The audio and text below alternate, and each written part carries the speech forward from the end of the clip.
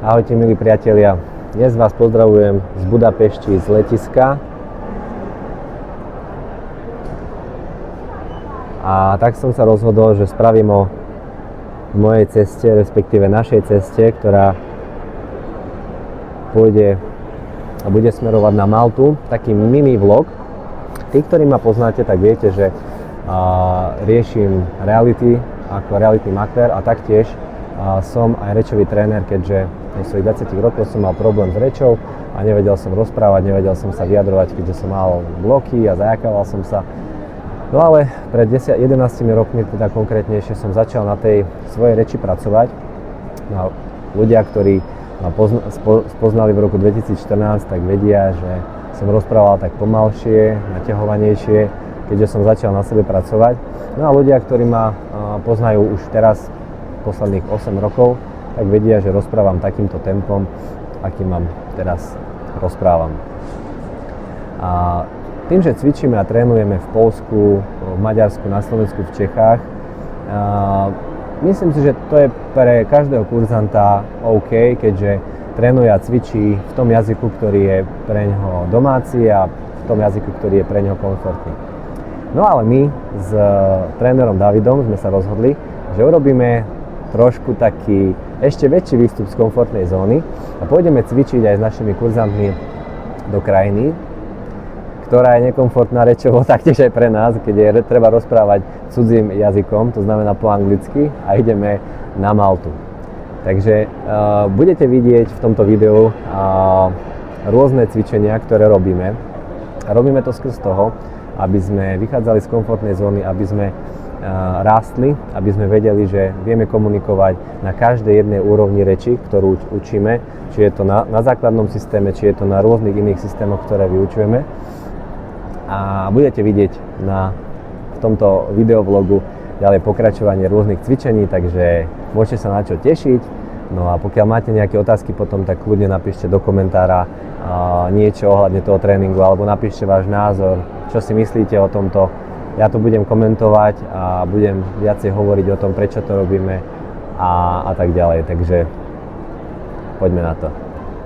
Po ceste máme trošku aj mierne komplikácie, let nám mešká 2 hodiny, mal nám odlietať podľa nového času o 22:10, ale hodiny ukázali update a tam svietil 21:50, takže ideme na bránu A25. Menšie spríjemnenie pred odletom. Máme 21:20 a o 30 minút by sme mali odlietať týmto pešákom. Mimochodom, letisko v Budapešti vyhralo letisko roka za rok 2024, takže asi majú dobré letisko. Prvý deň z Malty. Začíname náš prvý trénovací deň na Malte.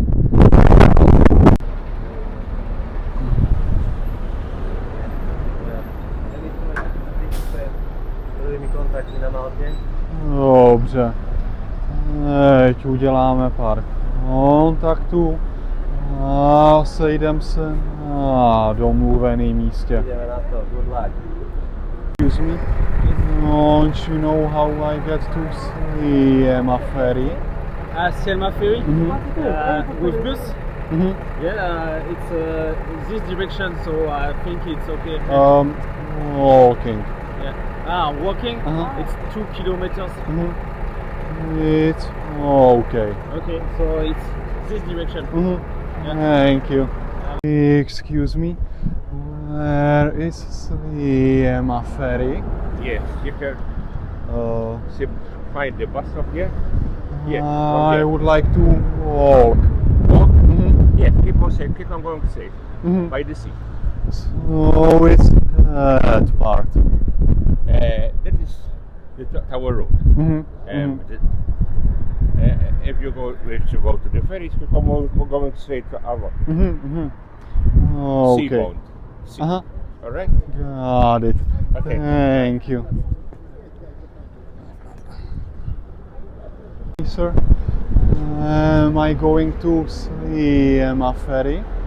Steamer ferries just continue all the way up. Mm-hmm. Follow the seafront Mm-hmm. all the way up. All right. It's like a snake. Uh-huh. Can I ask you, please? You Thank are local from No, no. Malta. You are tourist. No, I'm not. Where are you from? I'm British, mate. British. Okay. We are here with speech training. We now training our speech. We are from Czech Republic, Slovakia, I and really have to go. oh yeah, Yes, sir. and now we speaking training. So okay, goodbye, good luck, bye bye. Thank you. Tak tu ste mohli vidieť taký kontakt, kde sme sa snažili, kde som sa snažil zistiť, odkiaľ je pán, ale mal veľmi naponáhlo, takže veľmi ťažko sa s ním dalo pokonverzovať. Ešte aj keď tá angličtina moja nie je bohu jaká, ale ide práve že aj o to, aby keď nie ste v tom danom jazyku veľmi dobrý, ako ja, ale nemôžete sa báť ísť z tej komfortnej zóny a ísť. Is this the way to Sliema ferry? I don't know, I'm not from here, sorry. Can I ask you please, Yeah. you are from, where are you from? If I, From Slovenia, Slovenia. yeah, I'm from Slovakia, and Denis is Czech from Republic. Czech Republic, and if you want, I will recorded it. We are in speech training now, and we speaking our speech. You know, we had many years problem with stuttering, speech blocks, Yes. and now we training and practice in real situation. So, Very good. Very nice. thank you. Thank you. Bye. Bye bye. Hello. Don't you have newspapers for reading? Thank you.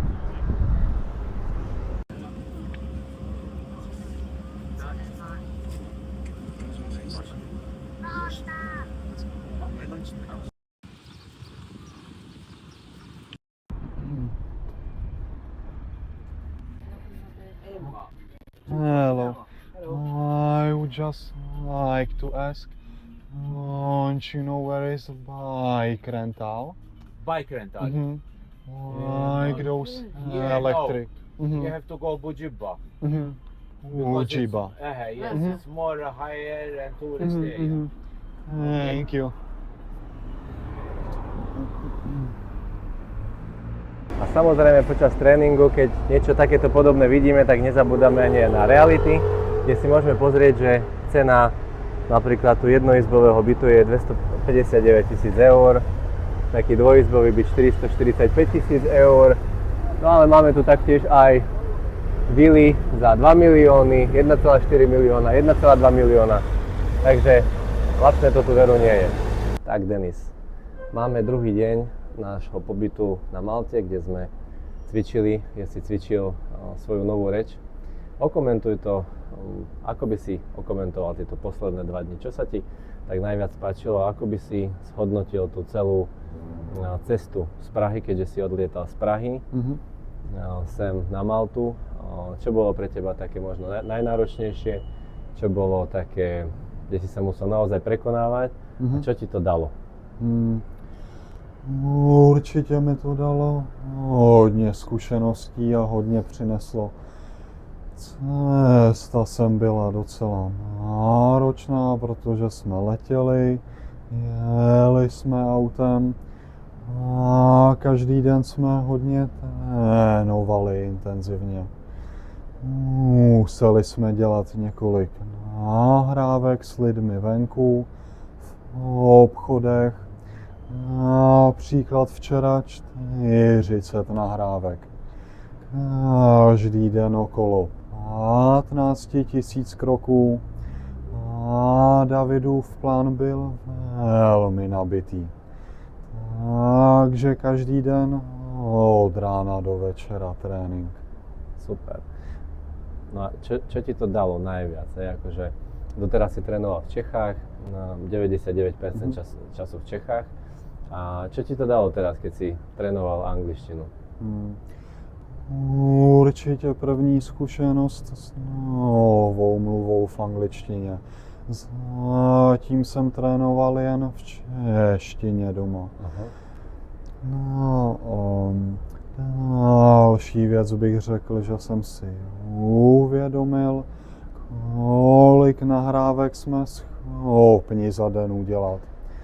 Když se kurzant opravdu snaží a má plán a dobrého mentora, dokáže několikanásobně víc než sám. Co přinesl tobě takovýhle intenzivní trénink lomeno dovolená? OK. Tak mne to prinieslo taktiež veľmi veľa, keďže ja a angličtina nie sme takí najväčší priatelia, kamaráti, skrz toho, že po anglicky až tak dobre neviem, čo si možno že aj odpozoroval teraz za tieto posledné 2 dni, ale zase ja mám taký niečo také v hlave, že jednoducho je úplne jedno, že či ten jazyk ovládaš na 100% alebo si len myslíš, že možno, že sa dorozumieš. Ide o to, že ideš do tej situácie a zvládneš tú situáciu. A či už rukami, či už nechtami proste, ale získaš to, po čo chceš, získaš to, čo chceš a vlastne všetko to, čo som si aj ja chcel vypýtať, aj ja som si fajne potrénoval, keďže ja som tu síce v role trénera, ale taktiež vieme veľmi dobre, že musíme trénovať celý život. To znamená, že ja som si tiež fajne veľmi dobre potrénoval na tejto mojej úrovni. No a dalo mi to hlavne to, taktiež to isté, čo som sa ja teba pýtal, že či sa, ako vlastne hodnotíš to, že či aj tu sa dá trénovať, takže ja som si tiež dokázal to, že je úplne jedno, že či si na Malte, či si v Maďarsku, či si v Košiciach, či si v Nitre, či si v Bratislave, či si v Prahe, či si v Mikulove v Poľsku, to je jedno. Všade sa dá trénovať, len treba vychádzať z tej komfortnej zóny, z toho komfortu. No a jednoducho tie výsledky potom sú také, aké sú. Takže super. No a vidíš, tebe sa dneska stala taká situácia, kedy si ty oslovoval ľudí na ulici, no ale stala sa potom aj jedna taká situácia, kedy človek prišiel k tebe a niečo sa opýtal teba. Takže ty si sa vymenil potom na chvíľku v tej roli a nie ty si sa pýtal toho človeka, ale prišiel za tebou ten človek a on sa ťa spýtal. Aké si mal pocity vtedy, keď za tebou prišiel ten človek? Lebo ja som bol trošku tak v úzadí tej situácie a som to iba tak zazrel, iba som započul, vtedy sme to ani nenahrávali nič. Ako si sa vtedy cítil? Určitě to bylo něco jiného, než když sám jdu, připravím si to. Tohle bylo mnohem víc spontánní situace. Každopádně jsem to zvládl naprosto v pořádku s přehledem a zhodnotil bych to velmi dobře. Radil jsem, co jsem mohl tomu chlapovi a oba jsme odešli spokojení. Já jsem to měl jako trénink a druhému jsem mohl. Tak super. Aké nejaké také posledné slova by si ešte adresoval možno nejakým ľuďom, ktorí sa boja výjsť z komfortnej zóny a boja sa cvičiť, čo by mali robiť? Asi nic jiného nezbývá, bohužel. Dlouho jsem si to taky myslel, až teď zjišťuji, že to jde jenom takhle. Přes ty nepříjemné situace. Tak. Nepríjemné situácie tými nepríjemnými situáciami, keď ich prekonávame, tak sa dostávame stále o level vyššie a vyššie. Takže dokopy si urobil možno takých 60-70 kontaktov, čo je akože veľmi slušné, veľmi pekné číslo. Takže gratulujem. Ďakujem. OK. Dobře.